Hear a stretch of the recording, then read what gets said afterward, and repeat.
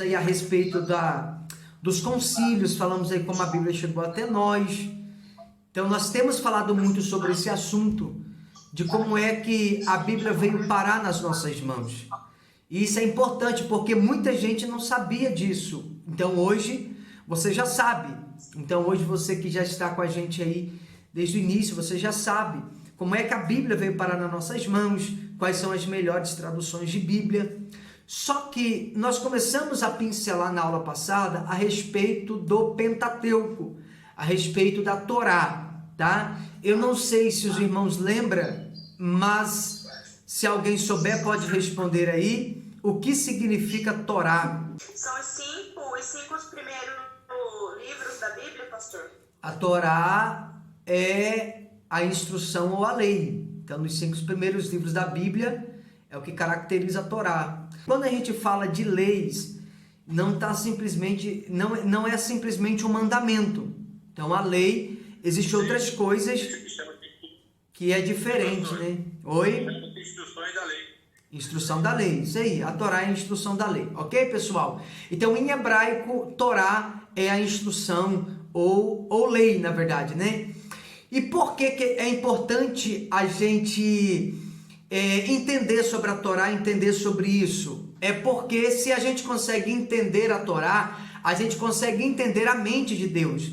O que é que Deus está pensando, né? Quando Ele vai falar tal assunto, quando Ele vai trazer para nós tal tema. Então, quando Ele fala isso, quando Ele entrega a lei, por que é importante eu saber isso? Por que é importante eu entender isso? Para que eu entenda a mente de Deus. Então, quando se fala Torá, não está falando de um livro individual apenas, como por exemplo Gênesis, ou Êxodo, ou Levítico, ou Números ou Deuteronômio, não. Quando se fala de Torá, está falando do grupo de livros, está falando dos 5 livros de uma vez só. Então, a Torá, ela é importante a gente saber disso, nós já falamos aqui que a Bíblia ela foi escrita por judeus, ela foi escrita para judeus. Então, a Torá ela faz parte da coluna vertebral da cultura judaica, ou seja, da própria cultura que escreveu a Bíblia. Então, a Torá ela é a base de tudo. E tem muita gente que nem sabe disso, né?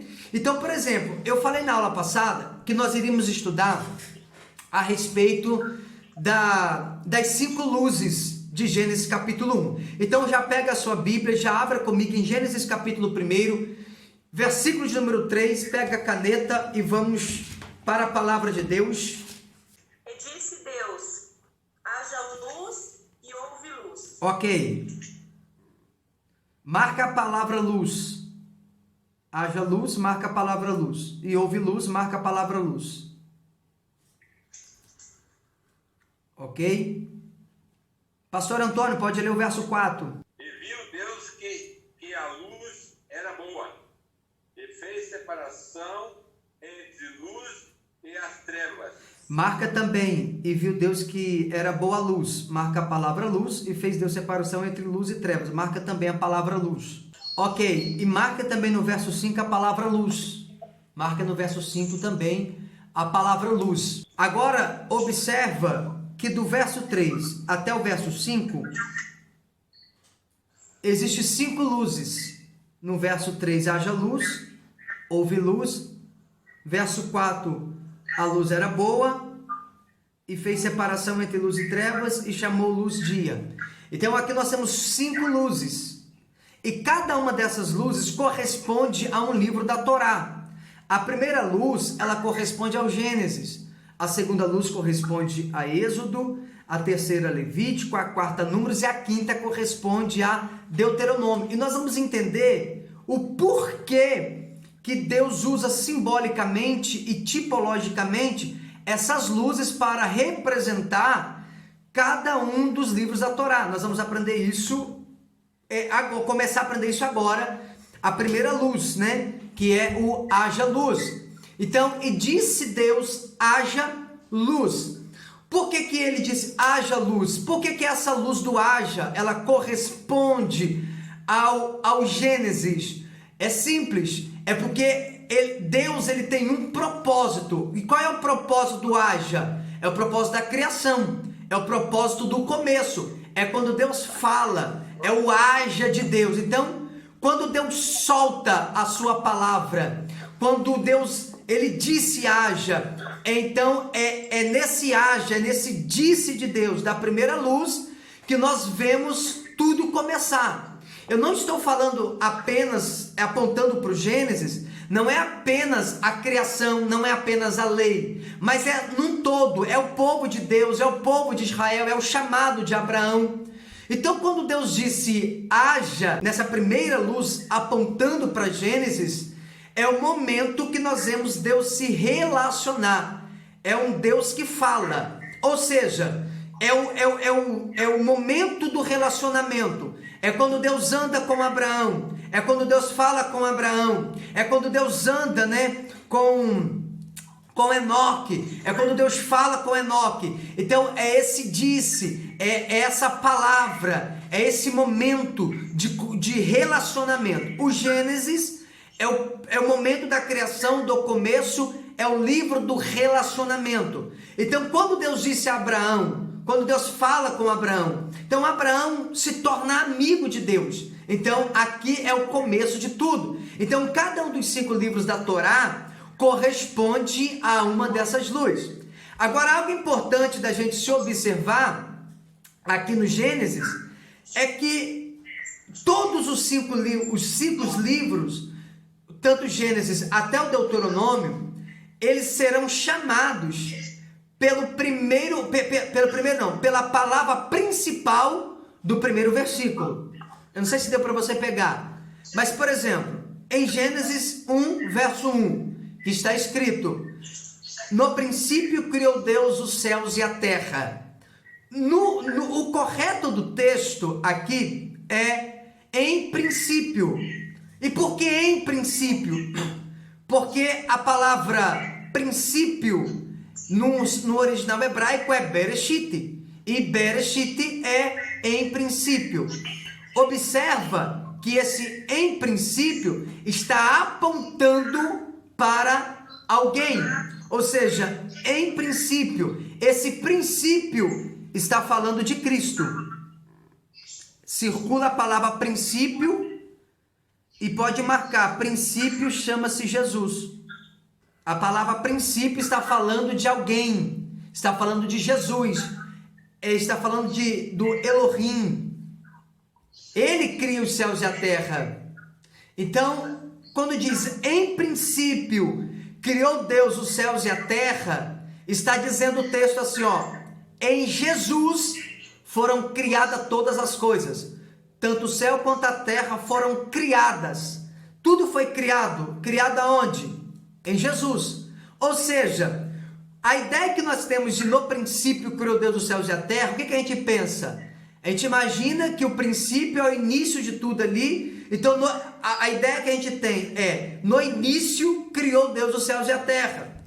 Mas a ideia do texto não é que no início criou Deus os céus e a terra. Mas a ideia do texto no correto é: em Jesus, ou em Elohim, ou em Cristo Jesus, criou Deus os céus e a terra. Ou seja, esse princípio que está falando no verso 1, na verdade, não está determinando um período de tempo. Na verdade, está falando de um lugar, de um local.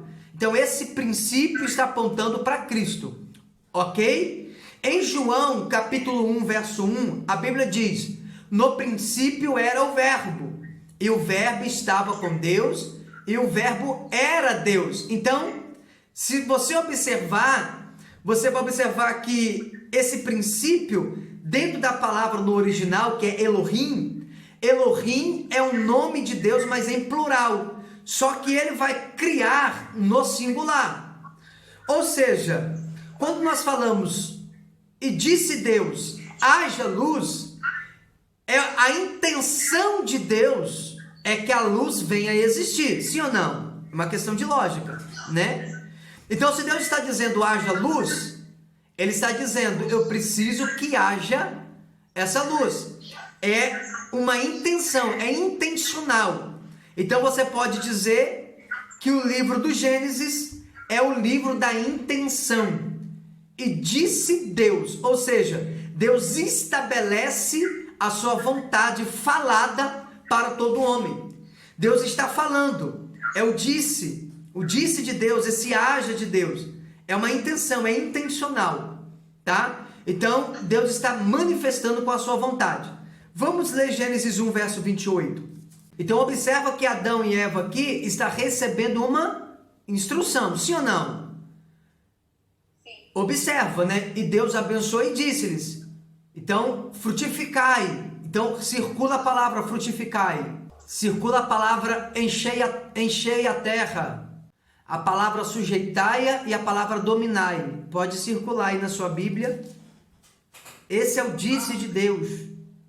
Ok?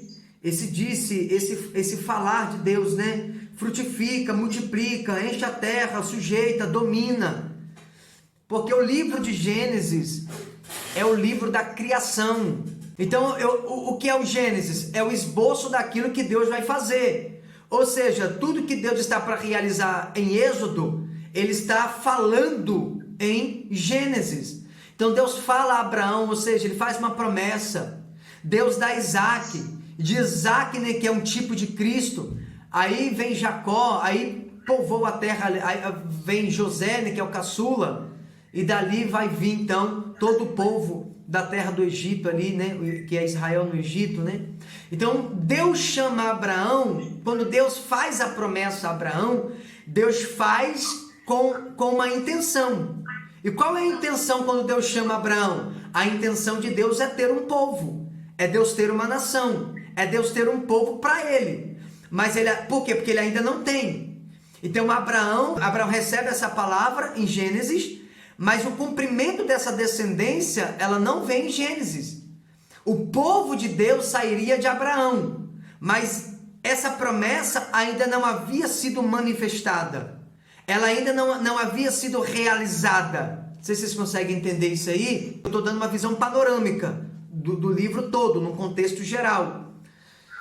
Ou seja, numa visão panorâmica, o Gênesis é o livro do falar de Deus, do disse de Deus, do haja de Deus, entende? Haja luz, haja Gênesis, haja criação, haja começo, haja promessa, haja relacionamento.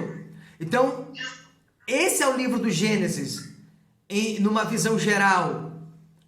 É isso, é Deus falando com Abraão, eu vou fazer de você uma grande nação, mas essa promessa ainda não havia se cumprido, não havia se manifestado em realidade.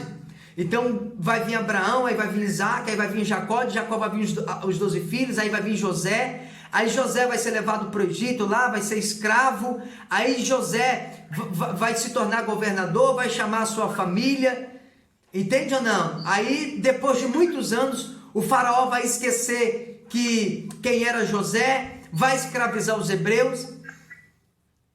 Então o povo de Deus, ele cresce muito, apesar de ser escravo. Mas isso vai se cumprir a partir do Êxodo.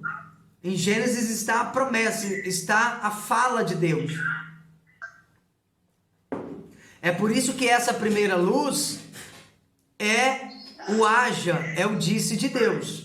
Ok? Uma coisa que a gente precisa ficar atento também é o seguinte: a gente tem a ideia geral é que a lei existe só em Moisés. Porém, se a lei existe só quando vem Moisés, como que a gente explica o capítulo 4 de Gênesis, por exemplo, quando Abel vai levar ofertas para Deus? Então, Caim e Abel levam oferta para Deus. Mas ele sabe exatamente o estilo da oferta, ele sabe o tipo de oferta. Como é que eles sabiam disso? É porque existia uma lei antes de Moisés. Antes de Deus dar a lei, antes dos 10 mandamentos, da tábua de pedra, antes disso, já existia um tipo de lei. Vamos abrir a Bíblia em Gênesis 26. Quando a gente vai falar sobre lei, a gente pensa que os mandados, que os preceitos, que os estatutos e que as leis é tudo a mesma coisa. Geralmente a gente fala o mandamento, lei, estatuto, preceito. A gente assimila isso sendo tudo igual. Mas a verdade não é a mesma coisa. Para nós aqui ocidentais, é a mesma coisa no nosso ponto de vista, no nosso jeito de olhar. Porém, biblicamente falando, não é.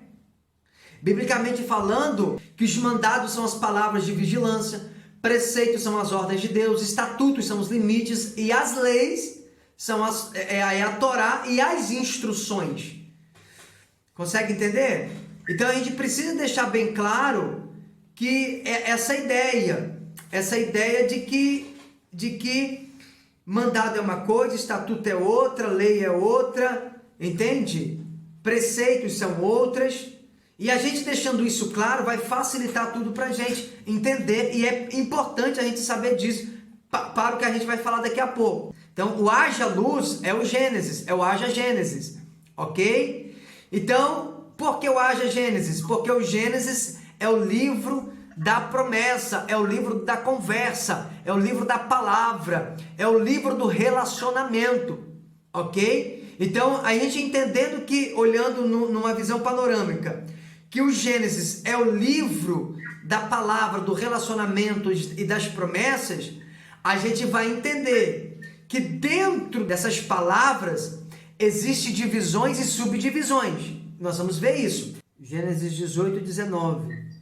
Pode ler aí. Porque eu escolhi para que ordene o seu filho e a sua casa depois dele, o fim de que guarde o caminho do Senhor. Pratique a justiça e juízo para que o Senhor fica sobre Abraão e quem tem falado ao seu respeito.